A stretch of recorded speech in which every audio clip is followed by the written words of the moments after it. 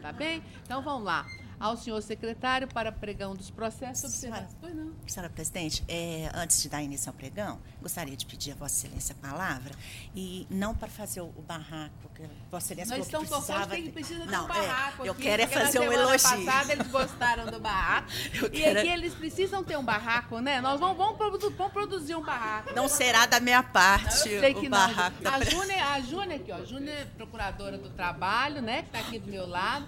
Minha contemporânea de faculdade, né? 2 anos mais nova do que eu, não é isso? Exatamente. E é por isso que eu estou pedindo a palavra. Não, sem palavra. Senhora presidente, eu não sei se participarei de outras sessões da 9ª turma, eu não sou vinculada a essa turma, estou aqui em substituição, então não sei se encontrarei com Vossa Excelência novamente em sessões no tribunal. Então, eu gostaria de deixar registrado nessa oportunidade que fiquei sabendo agora da confirmação da aposentadoria, que já se anunciava, mas agora confirmada. Então, eu gostaria de registrar aqui, não só em nome do Ministério Público, mas em meu nome pessoal, os cumprimentos a Vossa Excelência pela carreira brilhante que fez aqui na Justiça do Trabalho. Como Vossa Excelência disse, fomos contemporâneas na faculdade e sempre que temos colegas na mesma época de faculdade, a gente acompanha a história, vai torcendo e vai querendo seguir, às vezes, os mesmos caminhos, os mesmos passos. Então, Vossa Excelência pode ter certeza que, embora a nossa diferença seja muito pequena, você serviu de inspiração também para mim e para outros colegas da mesma época. E sempre muito inteligente, foi uma aluna brilhante na faculdade. Brilhante. Não, meu currículo não diz isso. Eu era participativa, alegre, ativa. Modesta. Brilhante e uma pessoa de um trato assim maravilhoso, sempre, né, tivemos um relacionamento muito bom. E aqui na Justiça do Trabalho, realmente, uma atuação destacada. Então, eu gostaria de registrar. Vossa Excelência disse que os estudantes são seus alunos. Foram eu acho alunos que semestre passado, foram alunos. Foram. E no primeiro período também, eles foram alunos de História do Direito. Então, eu tenho conhecimento também de que, como professora, realmente vocacionada, eu tenho um sobrinho que foi seu aluno. Eu estava lembrando do Pedro. É Pedro, não é? Pedro. Está bem? Está ótimo. Não. E ele sempre falava muito bem, tinha um carinho especial e uma paixão especial, assim, né, pela forma como a matéria era passada e tal. Então, gostaria aqui de registrar e dizer que não só pela competência, doutora Mônica, em que realmente a sua atuação no tribunal marcou a sua presença no tribunal, mas principalmente porque, apesar de ter uma posição muito firme nas suas teses, né, sempre defendendo com muita firmeza, com muita combatividade o seu ponto de vista, mas nunca perdeu essa serenidade. Né? E eu acho que isso é próprio dessa alma de poeta que Vossa Excelência tem e que a gente já pôde verificar isso em alguns. Eu já tive a oportunidade de ler um livro, né, com histórias de família, inclusive, e até emocionante. Me emocionei na época quando li.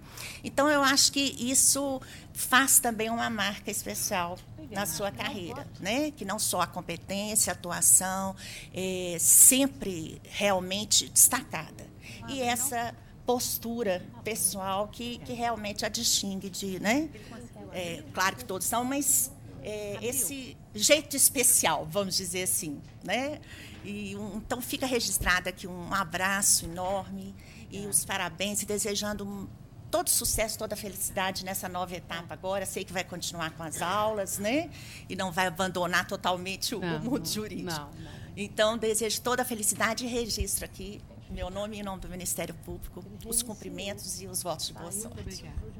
Eu agradeço muito, sei que você é suspeita para falar, nós temos uma amizade já de décadas, né? Um afeto muito grande. E estou com muito medo dessa aposentadoria diferida. Tenho me lembrado muito do Frank Sinatra. Os meninos não sabem nada disso, mas o Frank Sinatra ameaçou parar de cantar várias vezes. Você lembra disso?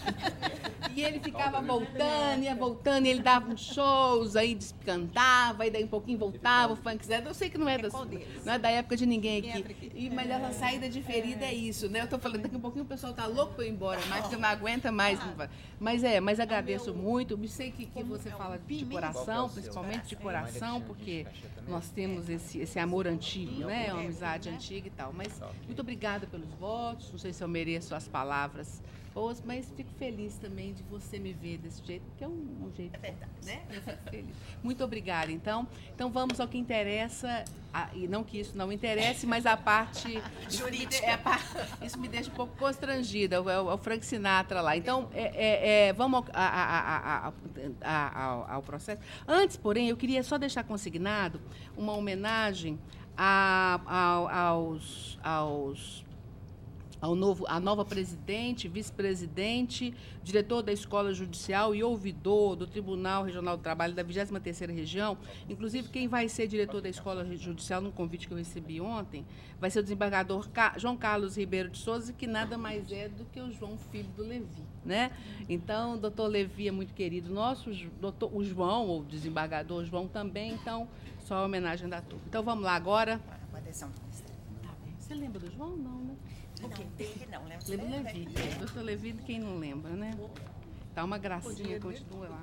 Tá morando em Uberaba, né? Eu vou deixar para chorar na última sessão. Você deixa para chorar na última sessão. Na última sessão a gente faz uma coisa mais... Fazer uma festa, né? A última sessão é dia 18, né? Se tudo correr bem, né? Porque de repente pode não sei. Vamos lá. Não temos hoje, porque não teve publicação de pauta. Tá, eu sei. Então, só tem um processo em EDs. Tá, então, tem só os EDs. Convista Tá. pela doutora Cristina e um processo que vem adiado. Vai sentir falta. Com início a sessão dos processos físicos, designada para as 9h40, há apenas um processo que vem adiado da sessão passada, é o AIAP número 3-2017-022. É o relator doutor Márcio Zebendi, segunda votante, doutora Maria Laura Franco de Lima de Faria, e está com vista para a doutora Cristina. O doutora Maria Laura já deixou o voto dela registrado. Tem a palavra a doutora Maria Cristina, inclusive é um voto, é um agravo de petição não é aquele agravo de petição? Da semana passada, Senhora presidente, eu também inicialmente gostaria de cumprimentar a Vossa Excelência pela forma pedagógica com que conduziu o preâmbulo dessa sessão. Eu tenho também um apreço muito especial pelos alunos, até por trabalhar também na área acadêmica, saber da importância e da disponibilidade dos professores para conscientizar os alunos da necessidade de participar e conhecer o regimento dos tribunais, as sessões, desejar aos alunos tudo de bom na nova carreira que certamente está próxima a se iniciar. Tudo de bom. Senhora presidente, de fato é um agravo de petição, um agravo de instrumento em agravo de petição, cujo julgamento se iniciou na sessão passada e doutor Márcio Zebendi, que é o relator do processo, estava dando provimento aí, negando provimento, conhecendo o AP, a ele negando provimento. E a doutora Maria Laura, em divergência oral, né, ela conhece do AP e dá provimento ao AP. Então, eu peço vênia também para, depois de analisar o processo, acompanhar a divergência com a devida vênia do relator e propor a seguinte conclusão do voto. Conhecer do agravo de instrumento, no mérito dar-lhe provimento para destrancar o agravo de petição, dele conhecendo, e no mérito dar-lhe provimento para reconhecer a quitação do acordo homologado no processo de número 36908-2007-503-008, conforme se comprova pelas guias anexadas ao processo, extinguindo-se a responsabilidade da Transseguro Transporte de Valores e Vigilância Limitada, excluindo-a da execução. É como voto, senhora presidente. Tá bem. Então, assim, prevalece a divergência. A redação fica com a doutora Maria Laura? Se quiser, eu posso adaptar. Você faz adaptação? Eu faço que ela está... Okay. Você adapta? Agora, só desse processo, está acolhendo para todos, né? Porque são vários processinhos que ele... Para todos. Tá. Porque que eu estou citando... Porque é o mesmo acordo, não é? É o mesmo acordo. Tá, então é dar provimento para excluir a responsabilidade da agravante. Exatamente. Seria isso? Redige, então, Redige. doutor Márcio. Sem problema. Então, fica assim, decidido, vencido o doutor Márcio, que adaptará o seu voto. Ok. Normalmente, quando é o caso, seria o caso da doutora Maria Laura redigir, porque a decisão foi contra. Mas aqui tem um agravo de instrumento, tem um pontinho, então ele vai ajustar a redação. Então, agora, bom, há também embargos de declaração, eles foram distribuídos no processo físico. Alguma divergência, alguma... Não, senhora presidente. Então, eles prevalecem. Então, agora vamos aos processos do PJE.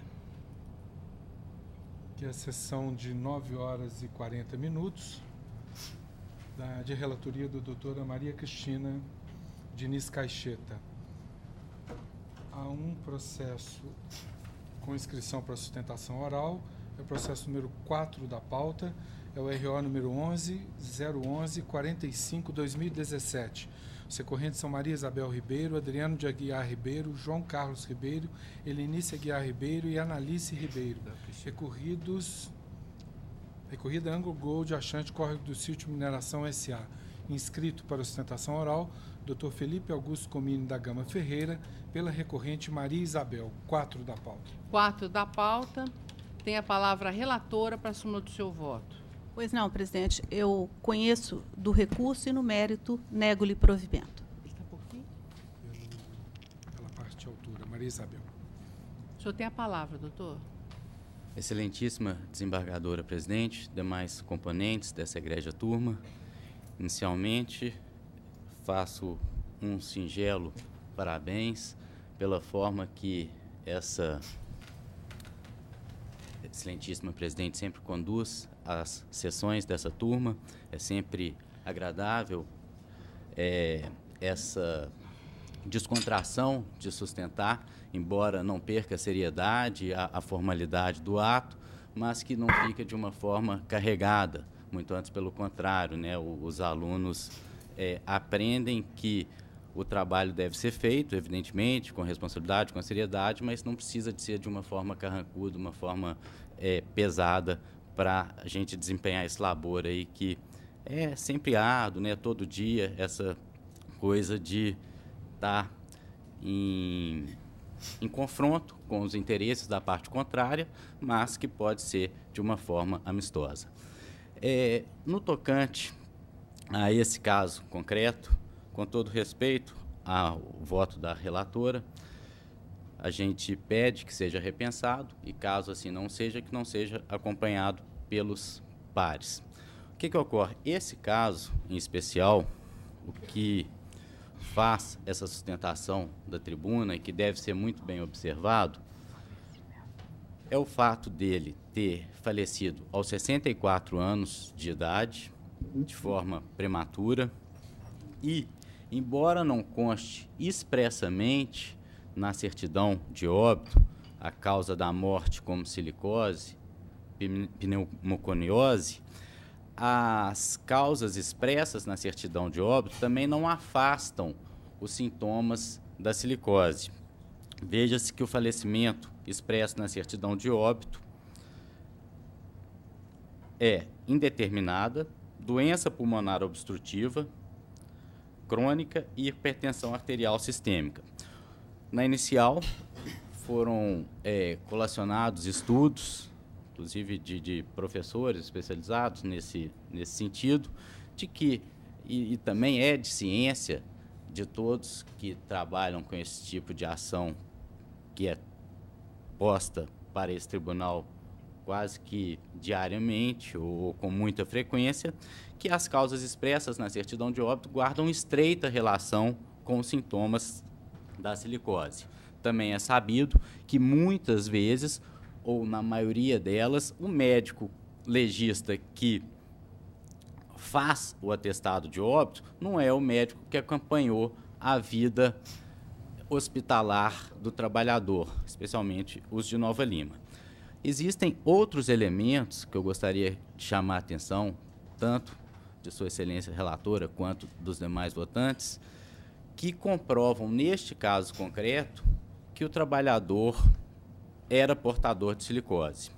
Chama atenção para um receituário do Sistema Único de Saúde, no qual consta de forma expressa: relatório da pneumologia, relato para os devidos fins que o paciente supracitado esteve em controle na pneumologia mediante quadro de insuficiência respiratória crônica, inclusive utilizando O2 domiciliar.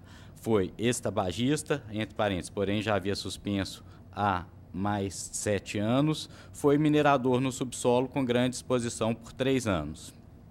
Outros documentos também comprovam, corroboram com o nexo de causalidade em especial outro relatório médico, datado de 2015, no qual paciente Adão de Aguiar Ribeiro apresenta quadro de insuficiência respiratória por pneumoconiose, devido à inalação de silica de mineração de Morro Velho, espirometria pulmonar, etc, etc. Então, o que eu gostaria e peço dessa tribuna é que seja repensada a proposta de voto, uma vez que existem outros elementos constantes nos autos que demonstram que ele era portador de silicose e que a gente não deve se ater somente à certidão de óbito, embora na certidão de óbito as causas guardam relação com os sintomas da silicose e assim seja provido o recurso. É o que se espera. Não, doutora Maria Cristina. Pois não, presidente. Esse é um caso em que o recurso discute um problema de doença de trabalho, silicose, e onde se discute uma eventual responsabilidade do empregador, como bem colocou o doutor da tribuna. Eu gostaria de fundamentar o meu voto, pedindo vênia para transcrever parte da decisão de primeira instância com a qual eu estou convergindo, que é no seguinte, com a seguinte fundamentação, aspas, o relatório médico emitido em janeiro de 2015 consigna que o Decujus apresentava quadro de insuficiência respiratória por pneumoconiose devido à inalação de sílica de mineração. No entanto, o relatório médico mais detalhado, conforme consta aqui dos autos, emitido em 2016, anexado ao processo pelos próprios autores, constatou que o senhor Adão de Aguiar Ribeiro era portador de DPOC avançada, mas o mesmo relatório elucidou o seguinte: não apresenta sinais de pneumoconiose. Ao final, a conclusão do referido relatório médico foi, diante da ausência de evidências da doença ocupacional, estamos encaminhando ao Laboratório Geral de Pneumologia na data de hoje.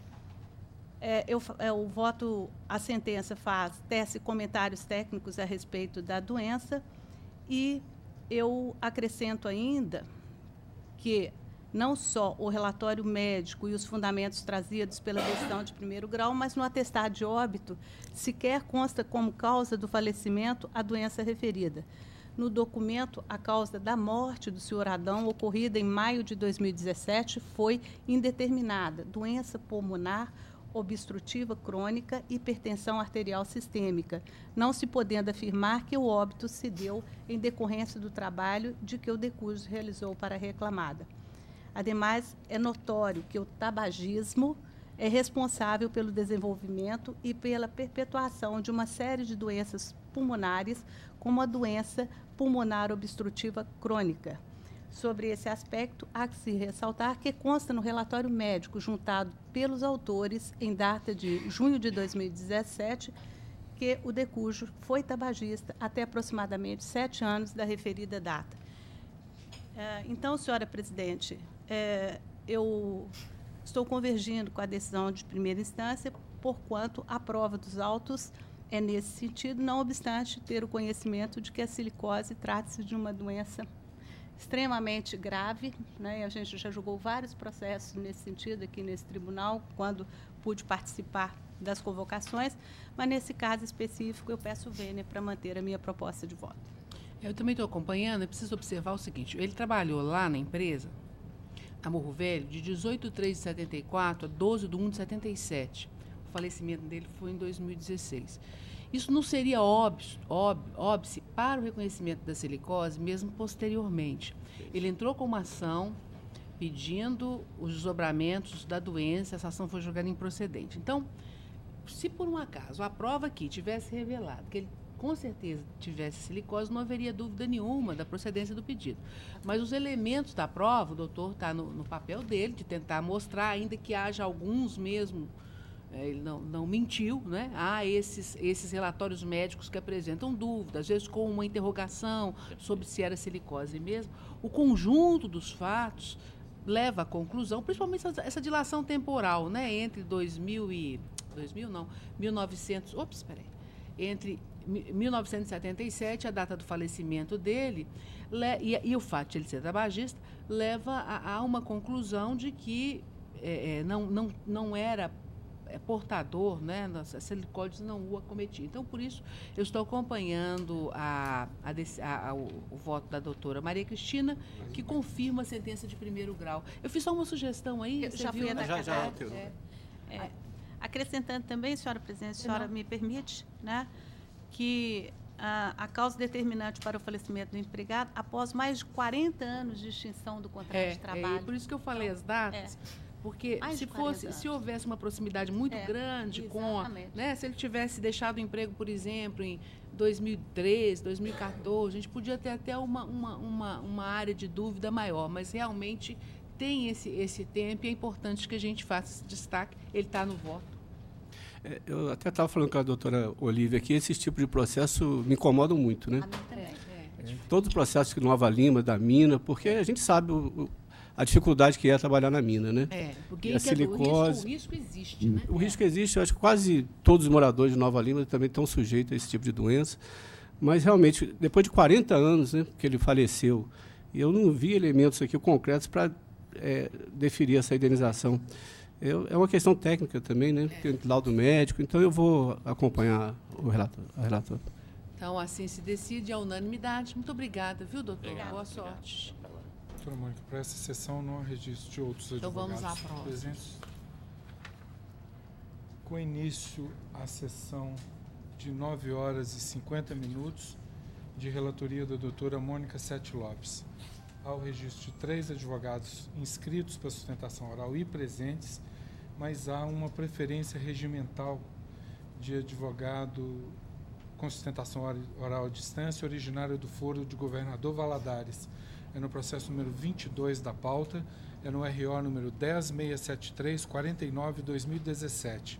Os recorrentes são Heraldo Rodrigues Campos, Transsarmento Limitada, ME, Paulo de Tarso Sarmento e recorridos os mesmos.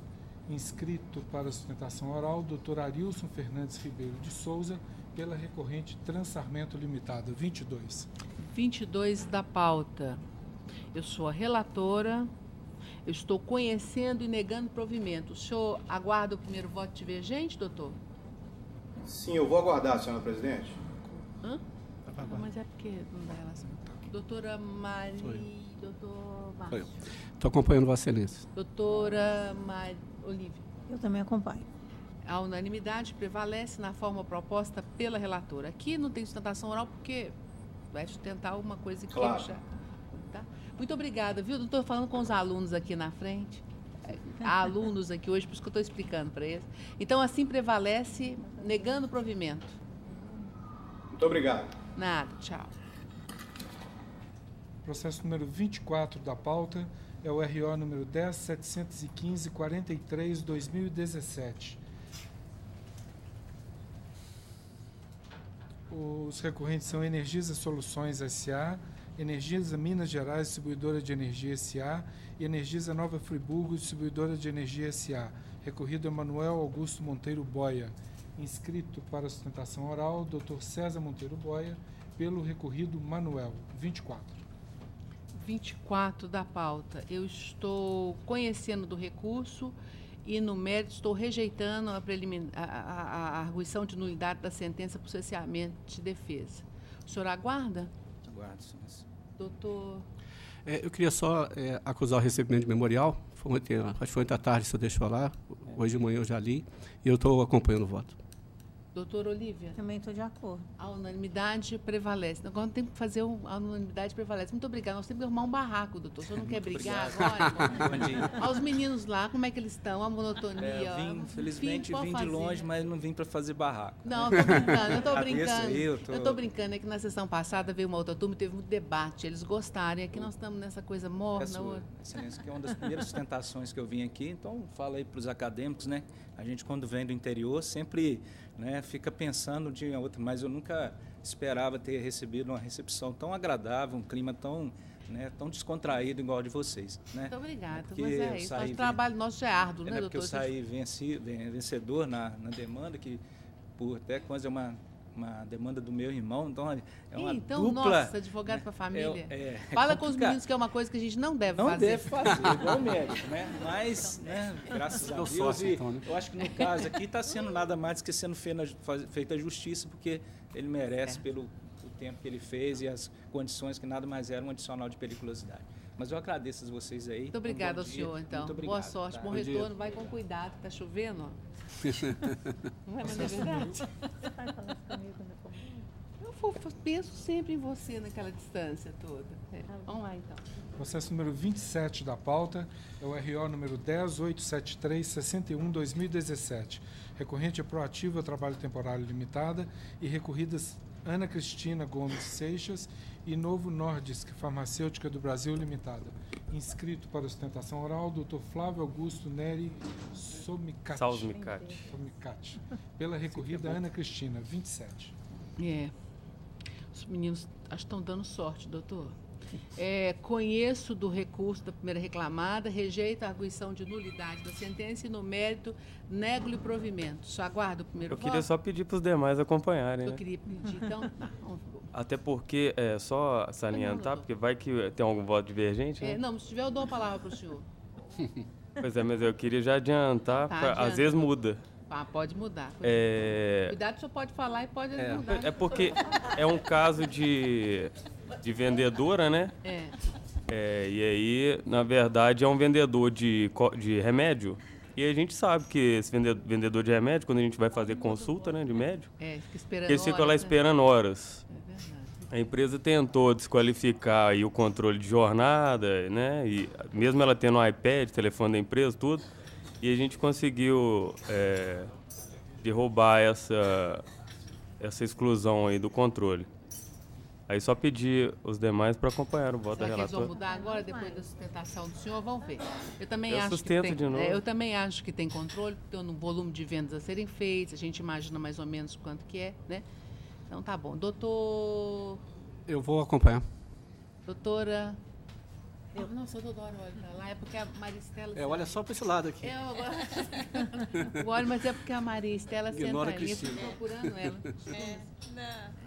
Olívia. Eu também vou acompanhar. Então, a unanimidade prevalece o voto na forma proposta pela relatora. Obrigado. Obrigada ao senhor, doutor. Boa sorte. Doutora Mônica, para a sua sessão não há registro de outros advogados presentes. Nós temos uma de processo adiado, né? O doutor do doutor Zebende ainda. Então, vamos no doutor Zebende. Nós fazemos primeiro a pauta de advogados e depois a gente volta e faz os processos. Com início a sessão designada para as 10 horas, de relatoria do Dr. Márcio José Zebende. Há a inscrição de 2 advogados, mas apenas... Doutora Andréia, senhora, não? Apenas um presente, que é no processo número 33 da pauta, é o RO número 10792-23-2015. Sim, recorrente Sansim Serviços Médicos Limitada, Sigma Serviços em Saúde Eireli, Município de Poços de Caldas e Alisson José Rocha Barbosa, recorridos os mesmos. Inscritos para a sustentação oral, os doutores Moisés Monteiro, pelo reclamante recorrente, e também a doutora Isabela Yume de Avelar, pela recorrente Sansim. 33. 33 da pauta, tem a palavra o relator para a súmula do seu voto. Eu estou conhecendo os recursos. No mérito, eu estou negando o provimento ao apelo interposto pelo reclamante e dando o provimento parcial ao recurso interposto pela primeira reclamada para afastar o vínculo empregatício reconhecido na origem e, por conseguinte, absolver as reclamadas da condenação ao pagamento das verbas consectárias, isto é, FGTS, férias, 13º salário, verbas rescisórias, multa do artigo 477 da CLT, horas extras intervalares, adicional de insalubridade, além das obrigações de fazer descritas no dispositivo da sentença, e ainda para excluir a condenação ao pagamento dos honorários advocatícios, bem como da indenizações por dano moral e material fixadas na origem em R$ 10.000 e R$ 287,21, respectivamente. Estando prejudicados os recursos da segunda e terceira reclamados. Improcedente a ação, ficam invertidos os ônus da sucumbência, dos quais fica isento o reclamante beneficiário da justiça gratuita. Esse é meu voto, senhora presidente. Tem a palavra do procurador, do autor, né, Alisson?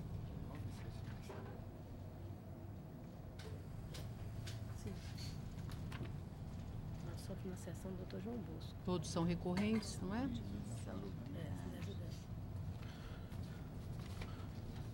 Bom dia, ínclitos julgadores. Eu cumprimento as desembargadoras e o desembargador, os demais componentes da mesa, membros do Ministério Público, os serventuários de justiça que aqui com tanta alianeza sempre nos assistem. Cumprimento a todas e todos os presentes de forma igualitária, dando destaque à presença dos alunos, dizendo, na condição de ex-presidente da Comissão OAB Jovem de Minas Gerais, que de certo a gente espera Vossas Excelências aí com muita ansiedade. Vossas Excelências têm um trilho na advocacia de sucesso. Eu não tive a oportunidade, enquanto aluno, de vir assistir uma sessão, porque na condição de aluno do professor Antônio Fabrício, o dia que ele marcou essa aula aqui é muito perto da minha casa, eu vim de bermuda. Aí o segurança me barrou. Eu falei assim, será que não tem alguém com quem eu possa conversar? Ele falou, não, esse caso de bermuda é eu mesmo que resolvo. A senhora presidente, eu cumprimento e peço licença para homenageá-la, vez que não sei se estarei aqui no dia da sua última sessão e por ocasião da sua aposentadoria. Em nome da OAB, eu adiro a todas as homenagens aqui já feitas. E que a senhora possa, como aquela música que foi eternizada pelo Frank Sinatra, né? My Way. My Way, essa é boa, porque essa ele cantava toda vez que ele ameaçava aposentar. Essa é a própria. E na segunda estrofe ele dizia mais ou menos o seguinte: eu planejei cada caminho do mapa, cada passo cuidadosamente no correr do caminho. E muito mais do que isso eu fiz do meu jeito. A senhora possa dizer isso porque certamente foi com esse jeito que a senhora sempre nos tratou aqui. Obrigada, com muito carinho, sempre nos dando muita segurança aqui. E se eu posso aqui, de repente, continuar usando o Frank Sinatra, eu vou usar aquela Fly Me to the Moon, pedindo à senhora, enquanto presidente, que diante da negativa do voto da improcedência do voto do relator, a senhora segura na minha mão, né? In other words, hold my hand. Por favor. Tem que eu não voto, doutor. Eu segurar sua mão nesse caso não vai adiantar nada. Que pena. Nesse caso eu não voto. Então vamos lá. Vamos lá. Excelência, como dizia Sai Guanabira, numa música que se chama Verdades e Mentiras, ele diz o seguinte: responda depressa quem se acha esperto, quem sabe de tudo que é certo na vida. Porque que a cara feroz da mentira nos pode trazer tanta felicidade. Porque que na hora da grande verdade, às vezes o povo se engana e se esquece. Às vezes é sua inimiga a verdade, às vezes é sua aliada a mentira. Aquilo que a vida nos dá e nos tira não anda de braços com a sinceridade. Por onde será que é mais curto o caminho? Qual deles mais sobe, qual deles mais desce? Tem gente que jura que a vida é virtude. Tem gente que faz o bem por falsidade.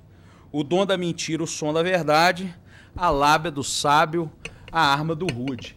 Eu usei essa música porque essas empresas, data máxima vênia, a presença da advogada ex-adversa aqui, eu quero já apresentar minhas escusas, doutora, se aqui no exercício da oralidade eu venha a ser um pouco incisivo. Mas é mentira o que alega as empresas, porquanto é uma fraude que praticou, fraude essa reconhecida pelo Ministério Público do Trabalho, numa ação civil pública na cidade de Piracicaba, contra uma das empresas, que está no polo passivo, que nessa ação reconheceu o vínculo de todos os médicos que eram considerados trabalhadores autônomos. Ora, Excelência, a pejotização é um câncer que acompanha a relação de trabalho há muitos anos. Nós sabemos, nós, na condição de advogados, às vezes vivenciamos isso. Aliás, no caso da advocacia, nós temos até o caso dos associados, que é pior do que a pejotização, né? Mas a gente vê isso diariamente, que os trabalhadores têm visto os seus direitos furtados, os seus direitos vilipendiados, em decorrência dessa mentira, dessa fraude, que é a pejotização, né? Então, a empresa se vale desse conceito para desconstituir a figura do funcionário, né? Do empregado. Então, ele veio, em decorrência dessa fraude, perder os seus direitos. Se não vejamos, se ele não cumpria todos os elementos aí do vínculo empregatício. Ele dava os seus atendimentos, ele cumpria os seus plantões com pessoalidade. Ele sempre cumpria os horários determinados nas escalas essas juntadas pelas próprias reclamadas, nos horários certos, exatamente para depois vir a aferir a receber os seus pagamentos, né? Então, se ele não cumprisse esse horário e não tivesse subordinado a eles, ele não receberia, portanto, a sua remuneração. Então, a gente vê que essa questão da pejotização acabou por furtá-lo os seus direitos e a sentença de primeira instância, de forma escorreita, data máxima vênia ao voto do relator, fez uma sentença de forma muito acertada e reconheceu todos esses direitos, aí, inclusive o dano moral, porquanto, em decorrência da pejotização, ele deixou de ter o seu imposto de renda restituído e foi penalizado com multa, né? Inclusive, foi até uma certa incoerência, um contrassensozinho nessa sentença, porque reconheceu a devolução de 1.035, sendo que, com o deferimento do vínculo, deveria ter reconhecido tudo, porque ele, na condição de PJ, recolheu de forma errada o seu imposto de renda. O município, por sua vez, na condição de parte no processo, deixou de cumprir a sua obrigação de fiscalizar o grupo econômico, né? E praticou a culpa invigilante, segundo a súmula 331 do TST e a súmula 11 desse TRT, porque o grupo econômico das outras empresas lá, Sigma e Sansim, elas estão no mesmo prédio, têm mesmos sócios. Então, nesse sentido, excelências, os empregadores dispensam o empregado de forma desmotivada. Então, a gente requer a releitura, de repente, respeitosamente, do voto do relator e pedimos que vossas excelências, os demais desembargadores, desembargadoras, no caso em epígrafe, divirjam respeitosamente, porquanto o vínculo está mais do que constatado aqui, assim como o dano moral fixado. E no caso dessa sentença, eu de forma até um pouco descontraída, porque não gosto dele, vou citar aí o nosso presidente Michel Temer, tem que manter isso, porque é o mínimo que se espera do que decorre dessa ação. Eu agradeço vossas excelências, peço desculpas aí pela forma bem-humorada que eu abordo as questões aqui, e são as minhas considerações. Pois não, doutor. Gostei da trilha, quer dizer. A trilha foi ótima. Não foi? Eu não voto, mas a trilha está ótima. Vou usar essa música no programa, tinha esquecido dessa do Sai Guarabira, essa música, quer dizer, não estou dizendo do caso, não, porque doutor Márcio, isso é quando o doutor Márcio, que essa música é bacana, né? É bacana, era daquela novela Rock Santeiro. Os meninos não lembram. Foi longe, hein? Os meninos nem sabem o que é isso. Vamos lá, vem cá. Quem conhece o Rock Santeiro? No Rock Santeiro. O doutor Caldeira conhece a lá, ó. Então, vamos lá. Tem a palavra, doutora, para sustentação oral. Bom dia a todos. Cumprimento a todos, na pessoa dos nobres desembargadores, membro do Ministério Público aqui presente. Primeiramente, eu agradeço a gentileza da readequação da sessão. Eu tive um problema e a gente conseguiu readequar a sessão. Eu sou de longe, venho de Campinas, para apresentar essa sustentação oral, e tendo em vista que é um processo de tamanha importância, de um valor tão significativo e tão impactante para as empresas. Bom, vou tentar ser breve, né? Tendo em vista as palavras já proferidas pelo colega. Bom, até continuando aqui, ó, as palavras que ele proferiu com relação a verdades e o acompanhamento da verdade, apenas uma ressalva no que foi colocado com relação à ação civil pública aqui na tribuna, todas as ações individuais que foram ajuizadas em face dessas empresas, no município de Piracicaba, estado que eu resido, foram julgadas improcedentes, se não em primeira, em segunda instância. Então, eu faço apenas chamo atenção com relação ao conjunto probatório desse processo. O conjunto probatório desses autos ele é gritante com relação à ausência dos requisitos do vínculo de emprego. O depoimento das testemunhas, e inclusive as confissões proferidas pelo próprio reclamante em seu depoimento, foram determinantes para que se entenda pela inexistência da relação de emprego nesse caso. Não há que se tratar desse caso como uma terceirização, uma pejotização simplória nos termos da súmula 331. Há de se ater com relação à exata nuance, a exata relação individual que foi tratada nesse caso. Isso é destacado porque o reclamante, diferentemente como pontuado aqui na tribuna, né, na existência dos elementos do vínculo, foi ressaltado a existência de pessoalidade. Causa estranheza ter ressaltado a pessoalidade quando o próprio reclamante confessa que, se não pudesse cumprir um plantão, teria que assumir... abre aspas. Se eu não pudesse cumprir um plantão, poderia arrumar outro colega, ou quem arrumava esse colega era tanto o depoente quanto o senhor Wanderson, que era o gestor da reclamada. Também, continuando aqui nos elementos da confissão desse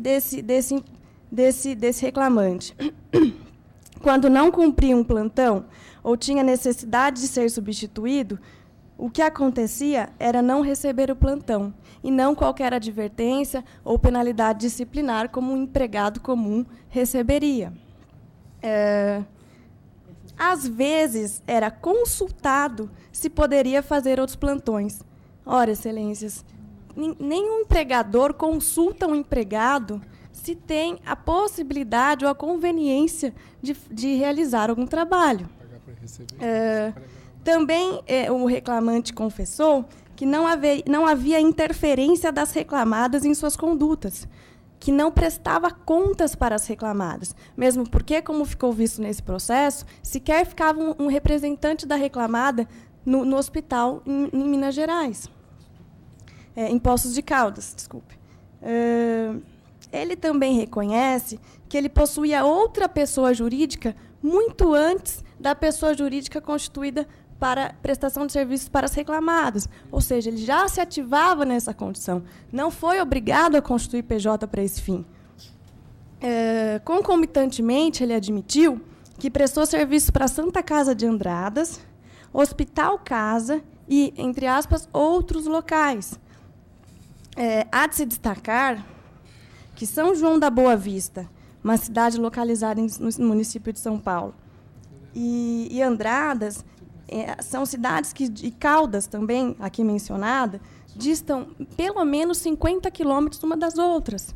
O que importa em dizer que era impossível se inferir a habitualidade também como elemento nessa relação. E, para finalizar, com relação ao depoimento do próprio reclamante, as confissões aqui destacadas, nós temos o seguinte. Ele, no final, fala: passou a utilizar a PJ, Alimil, que é o nome da pessoa jurídica, para também Caldas e para o município de Caldas e também São João da Boa Vista, porque era mais interessante o recebimento pela pessoa jurídica. Ora, como pode o reclamante afirmar que era mais interessante receber pela pessoa jurídica? Não, aqui está mais do que escancarada a relação de autonomia, de empreendedorismo, de inexistência de qualquer elemento de subordinação. Não bastasse as confissões aqui, né, aqui apontadas, também temos os depoimentos das testemunhas do próprio reclamante, que também peço vênia para destacar alguns trechos importantes.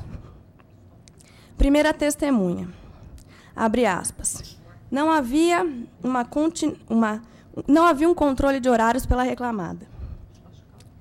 Outro trecho, abre aspas. pararam de trabalhar porque queriam trabalhar às terças-feiras. Aqui mostra que, na verdade, era uma conveniência. Eles escolhiam, não havia um plantão fixo. Abre aspas. Se não consegue cumprir o plantão, poderia arrumar outro plantonista. Inexistente a pessoalidade já admitida pelo reclamante. Abre aspas. Quando houve atraso, simplesmente não recebeu o pagamento. Ou seja, não havia qualquer penalidade disciplinar, inexistente a subordinação. E, ao final, também, de forma muito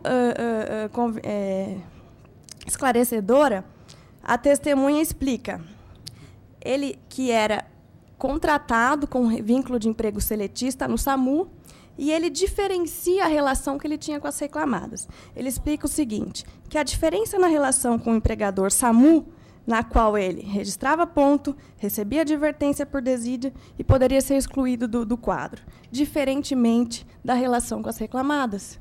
Isso é mais um elemento dos autos que foi, data máxima vênia, ignorado pelo magistrado de origem. E, atualmente, mesmo depois do encerramento da prestação de serviços para as reclamadas, essa testemunha, assim como o reclamante, também recebe através da sua pessoa jurídica. Muito provavelmente porque também entende mais interessante, assim como o reclamante. Outra testemunha do autor, a segunda testemunha ouvida por ele, também andou na mesma linha, corrobora os elementos da tese defensiva com relação à inexistência dos elementos do vínculo. A testemunha também, assim como os outros, assim como o próprio reclamante e a outra testemunha, também afirmou, se não conseguisse cumprir uma escala ou quisesse trocar, falava com o Wanderson. Nenhum empregado seletista simplesmente troca de plantão, manda outra pessoa no lugar. Aqui todos os depoimentos foram ao encontro da inexistência da pessoalidade. E também tem um elemento extremamente importante nesse segundo depoimento, dessa testemunha, que ele fala o seguinte, não sabe como eram as escalas do reclamante, pois não havia quadro de escalas, ou seja, não havia escalas fixas. E não havia livro para anotação do ponto. Aqui se depreende que era uma relação extremamente pontual, autônoma e de acordo com a conveniência das partes. Era uma relação contratual. Por fim, a testemunha Wanderson, que foi a única testemunha da reclamada ouvida, acaba por corroborar todas essas alegações, e inclusive a tese defensiva, no qual, nas próprias razões recursais, foram destacados os depoimentos dessa testemunha de forma bastante convincente, que aqui, tendo em vista que eu já destaquei os depoimentos das partes anteriores, eu não vou destacar o depoimento da testemunha da reclamada, que, além dos que eu já mencionei, acrescenta ainda mais elementos, para não me estender.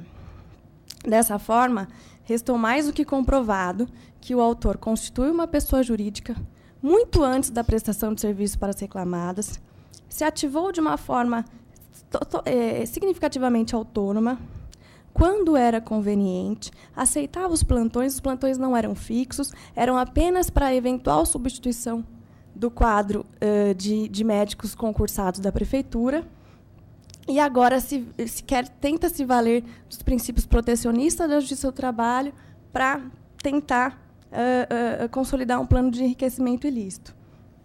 Dessa forma, as reclamadas reiteram as razões recursais no sentido de mantença do voto proposto pelo nobre relator na reforma da sentença de origem pela improcedência da ação diante do gritante conjunto probatório que for exposto nesse processo, é o que espera as reclamadas. Eu queria cumprimentar os advogados pelas sustentações. Na verdade, a análise que eu fiz dos autos vai muito ao encontro do que a doutora manifestou da tribuna. Queria ponderar que o próprio reclamante reconheceu que prestava serviço para outras empresas através de outras pessoas jurídicas, né? Não foi só uma pessoa jurídica que ele fez. Tem a Santé Saúde, a IAMIL, e ele mesmo disse, como a doutora falou da tribuna, que ele considerava mais vantajoso receber como uma pessoa jurídica por RPA. Então, nesse quadro, fica clara a fragilidade das alegações, no sentido de que a IAMIL foi constituída para mascarar a relação de emprego narrada na inicial. Ainda mais quando se sabe que o reclamante é um médico, trabalhador com alto padrão de formação e instrução, e que tinha capacidade de saber os atos que ele estava fazendo. Não obstante isso, como a doutora ponderou da tribuna, tem 2 requisitos do artigo 3º da CLT que eu não vi presente aqui. O primeiro é a pessoalidade. Quer dizer, uma pessoa que pode, nos plantões, ele pode não ir e pode colocar outra pessoa no lugar dele, ele não está vinculado à empresa. Quer dizer, ficou demonstrado que a clínica, na verdade, ela queria os plantões médicos, independente de qual médico fosse. Isso aí era uma escolha do reclamante, que trabalhava em vários outros lugares, e ele combinava com os colegas de trabalho dele quando ele podia ir, quando ele não podia ir. Isso, para mim, já afasta o elemento da pessoalidade. E também da subordinação, porque a autonomia ela exige uma organização mínima que seja para a pessoa ser autônoma. E, nesse caso, por exemplo, ele dirigia o próprio carro, ele arcava com as despesas do veículo, ele que adequava o trabalho na clínica. A meu ver, não há uma subordinação exigida pelo artigo 3º da CLT. O trabalho dele era realmente autônomo. E, nas outras questões, eu não vou me alongar, porque a doutora, quase tudo que ela falou aqui está no meu voto. Depois ela vai analisar. Mas eu estou convencido de que ele realmente não era o médico empregado, como o doutor, até de forma brilhante, tentou me convencer, quase que me convenceu, viu, doutor? Inclusive com as músicas e tal. Mas eu vou manter o meu voto, que eu estou convencido de que realmente, nesse caso, ele não era empregado, não. Tem a palavra, doutora Olívia. Eu também quero dizer o seguinte, eu gostei muito da sustentação do doutor, achei bem interessante a forma, a veemência, mas o que acontece aqui é o seguinte, o contexto aqui probatório, ele traz uma certa tranquilidade para definirmos aqui a natureza jurídica dessa relação existente entre as partes, porque é o depoimento do próprio reclamante que deixa claro a ausência de subordinação, de pessoalidade. Então, realmente não tem como reconhecer o vínculo de emprego aqui nesse caso. Então, por todas as questões que já foram faladas e constam aqui detalhadas aqui no voto do relator. Então, eu vou acompanhar. Doutora Maria Cristina. Pois não, presidente. Eu, da mesma forma, cumprimento os advogados pela forma da sustentação oral. Realmente, a gente sente uma leveza, na colocação. E quanto à questão meritória do processo, eu acompanho tanto a relatora quanto a revisora aderindo aos fundamentos já explicitados. Então, tá, muito obrigada aos dois, boa sorte, bom dia. Obrigado. Retorno para casa. Senhor. Não, é o senhor agora. Peraí, deixa eu só ver se tem... Só tem mais um, acho. Tem mais uma sustentação. Eu só queria fazer uma ponderação. É porque eu não sabia que teria sessão hoje, que o embate na semana passada, eu entendi que ela não se realizaria hoje. Então, o documento novo que eu fiquei de Eu não vou, só aguarda a hora. Aguarda só. Doutor, tá bem? Tá? Não, mas assim, tá tudo... Tá pouco, vai ser rapidinho. Relaxe, aguarde sua hora. Então, vamos lá. Quem é que é o próximo? Vai ser não dele, mas a sessão dele. Agora já vamos Tem lá. um antes do processo do senhor.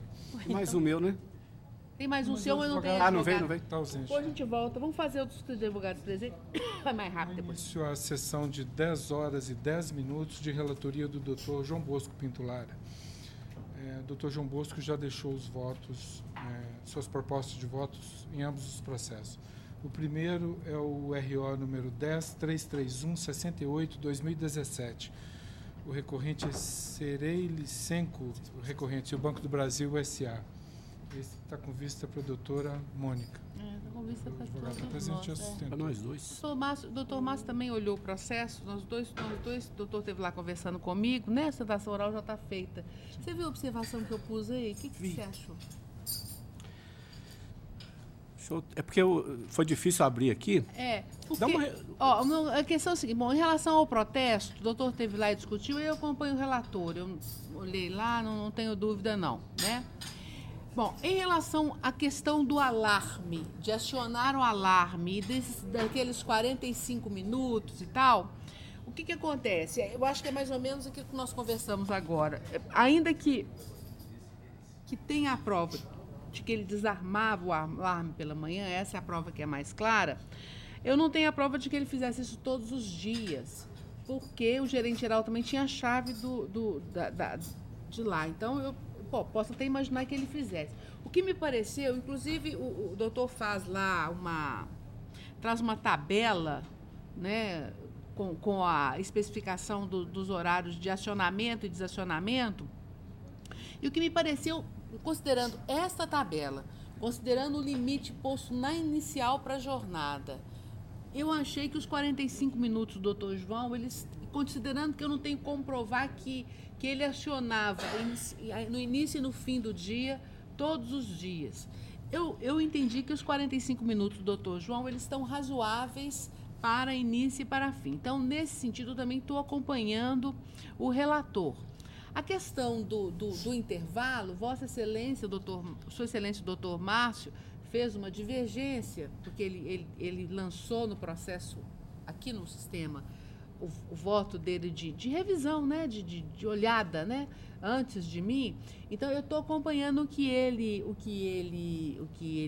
diz, no sentido de manter a sentença quanto ao intervalo intrajornada, porque eu entendo que a prova foi bem apreciada em primeiro grau, o juiz considerou os limites ali da prova testemunhal, eu acho que está razoável. Né? Na verdade, não é manter a sentença, é manter o que a sentença diz, que era 30 minutos, mas deferir 1 hora. Deferir 1 hora, deferir 1 hora porque aí é a aplicação da norma. E outra questão, a aplicação da súmula, que é norma, né? Mas a aplicação da súmula. Então, okay. Isso é.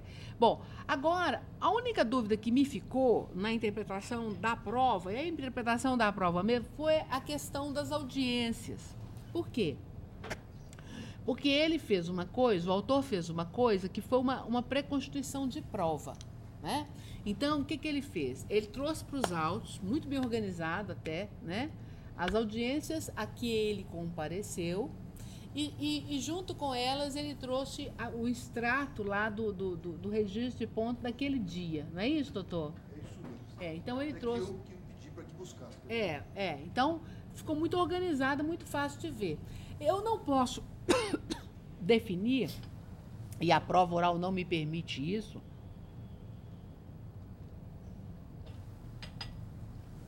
que ele participasse daquelas audiências com uma regularidade tal que eu pudesse estimar uma outra média.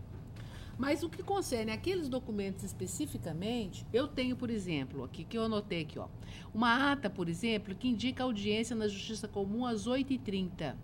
Eu vou pôr o exemplo aqui de um que eu dei aqui. Veja-se, por exemplo, o caso da audiência de folha 143. A previsão é de que ela se realizasse às 11 horas. A indicação de trabalho de 9 às 13, o que é compatível. O mesmo já não ocorre na audiência de folha 150. O início está previsto para as 13h30 e o registro indica intervalo neste período. Então, eu tenho um registro que indica que das 13h30 ele não estava trabalhando, ele estava em gozo de intervalo. Mas há uma ata de audiência, da qual ele participou, que indica que às 13h30 ele estava nessa audiência. Eu não posso estabelecer uma média com isso, mas eu vejo nesses documentos elementos que me comprovam, eles estão de folhas... 152, 154. Tá por aí, até 127, 145, 150, 152, 154. Eu tenho neles elementos para comprovar que em alguns dias, documentalmente, que em alguns dias, no horário que no registro ele não estava trabalhando, ele estava fazendo essas audiências. É claro que ele fez as audiências também no horário de manhã e de tarde, no horário de trabalho dele normal, né? Então, aí eu fiquei pensando nisso, que nesses casos eu tenho essa prova, como eu citei aqui.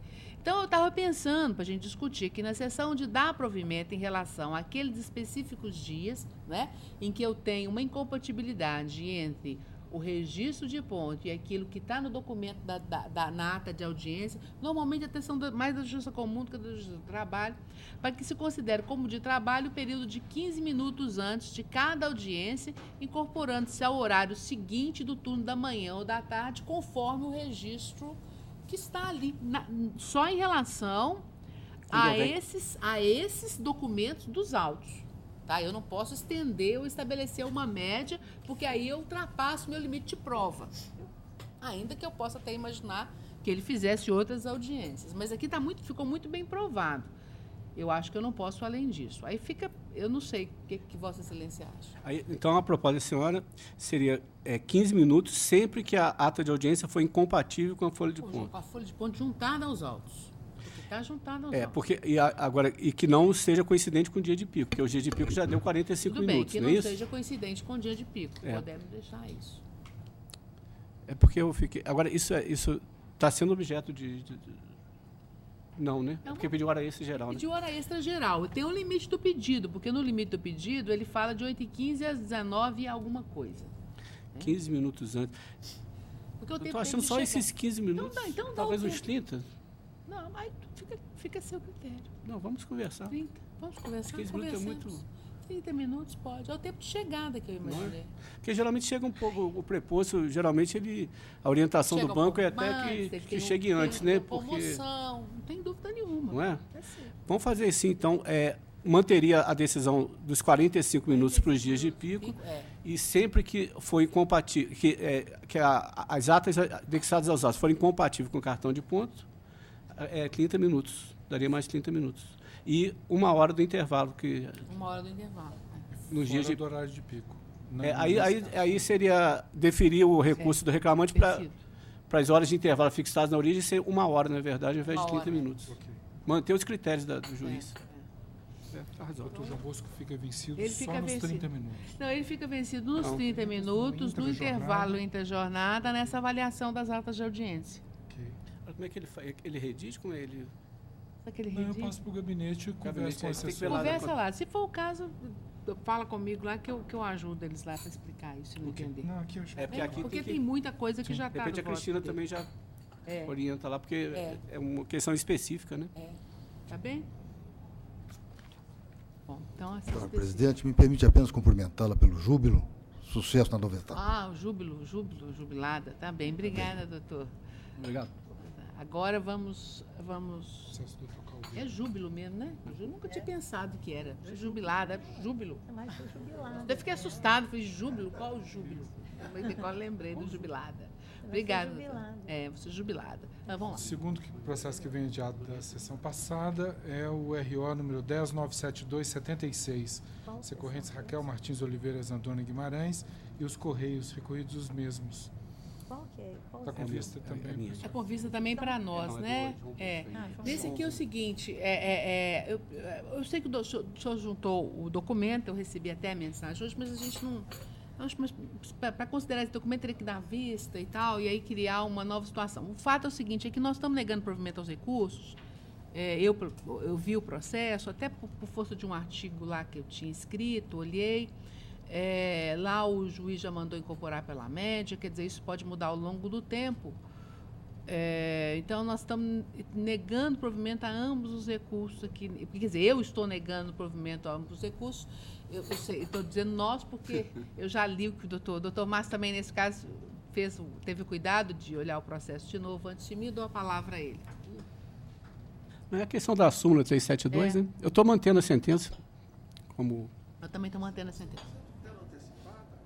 Olha o que vai perder essa certidão. Mas na sentença não teve a tutela, não? Não teve, não. Não, porque só um esclarecimento sem a DECA. É que o Correio, há um entendimento, o Correio está equiparado à Fazenda Pública e que, portanto, não se defere tutela antecipada em relação ao Correio. Porque o mérito, todo mundo entende que não é possível, a pessoa perde uma gratificação dessa, isso desestrutura a vida familiar, o orçamento financeiro. Ele não deu porque é pagamento, né? Com base entendimento, que é inclusão em folha e tal. Mas não é, isso aí é restabelecimento de uma verba. Agora, o Correio não tem dotação orçamentária. Para a Fazenda Pública, o que justifica é isso. Você não pode criar uma despesa nova. O Supremo decidiu, a gente não... Né? Não, mas a equiparação, tudo bem, Excelência. O problema é que, no caso da tutela, são dois aspectos. Primeiro, que não é inclusão em folha, é restabelecimento de uma verba que vinha sendo paga. O segundo aspecto é que o Correio não depende de uma dotação orçamentária a ser votada pelo Congresso. A empresa, embora equiparada à Fazenda Pública, e a execução contra ela é por precatório. Agora, vejam, Vossa Excelência, quando... Está sustentando, doutor. Já sustentou. Eu estou vendo isso. Eu estou só fingindo que não estou vendo. Você está vendo também, tá? Em homenagem ao júbilo, Excelência. Não tem nada a ver com o júbilo. O júbilo não tem sustentação, não tem nada. Veja, quando transitar em julgado, isso a gente não sabe quando, ainda vai depender de precatório. Rogo a Vossa Excelência na revisão disso. Doutor Basso. É verdade, né? Vai ficar esperando o precatório e é redução salarial, né? Vamos dar então, né, doutor? Deferir, eu acho que tem que deferir. Então, redução salarial fica muito pesado para ela. Valeu, sustentação. Antecipação da tutela, vamos deferir então, a partir da publicação do acórdão, intimando lá. Agora aqui vai ter que redigir de novo, né? Deixa eu ficar como redatora? Se quiser. Não, pode deixar, Marcos. Deixa eu ficar como redatora, porque aí acerto lá e depois a gente acerta o dispositivo para a secretaria. Tá bem? Tá bem? Eu aguardo. Aguarda. Okay. Tá? Então tá bom. Nossa, se decide. Obrigado, senhor, doutor. Bom, vamos lá agora.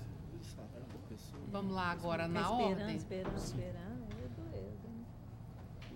Retomando. E o valor nem é alto. São vários comissionamentos ao longo de 12 anos, parece.